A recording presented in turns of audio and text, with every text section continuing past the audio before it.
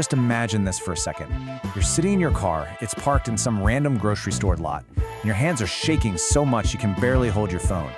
You check the lottery numbers one more time, and then again. They match. Every single one. $500 million. I mean, that's a number so big your brain can't even really wrap itself around it. It just doesn't feel real. You've just won enough money to change not just your life, but the life of every single person you know. It's the ultimate American dream, right? Well, maybe not. In this quote, man, it just perfectly sums up the terrifying reality that so many winners come to face.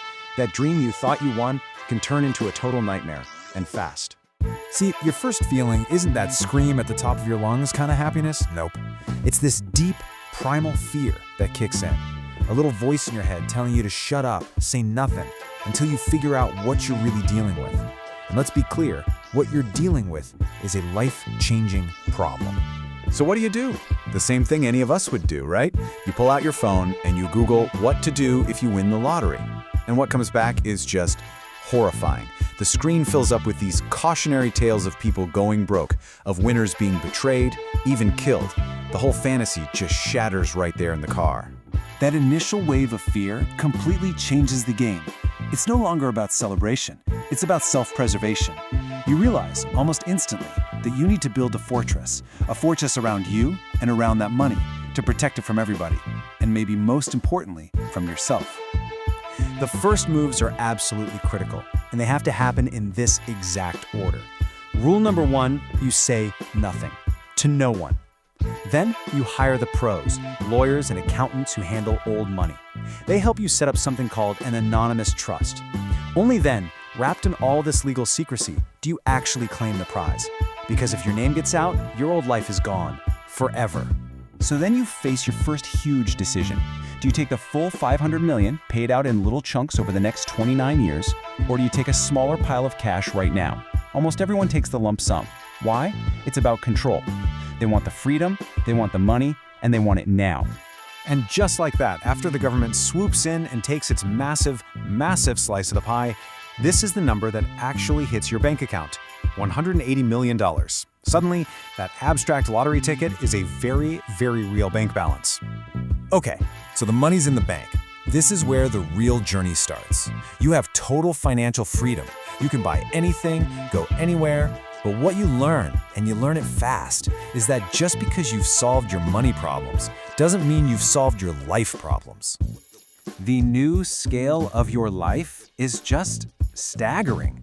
I mean, think about it. Every debt that ever stressed you out, student loans, credit cards, all of it, is just gone, wiped out in minutes. And as you can see, all of that together costs you less than 0.5% of your new fortune. The things that once defined your life are now just a rounding error. At first, it feels incredible, absolutely incredible. You basically become a superhero to your family. You pay off their mortgages, their student debt, their medical bills. You're literally erasing decades of worry for them. Each time you send that money, it feels like a superpower. But of course, there's a catch. You can't tell them where the money really came from. So you make up stories. Oh, I had a really good year at work.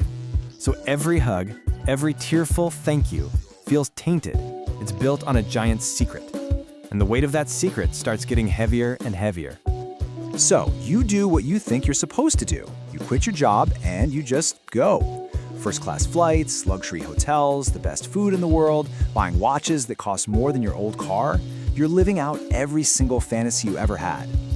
But then a really strange thing starts to happen. The expensive watch, well, it's just a watch. The incredible meal is just food. And that beautiful hotel room can feel awfully lonely at 2 in the morning.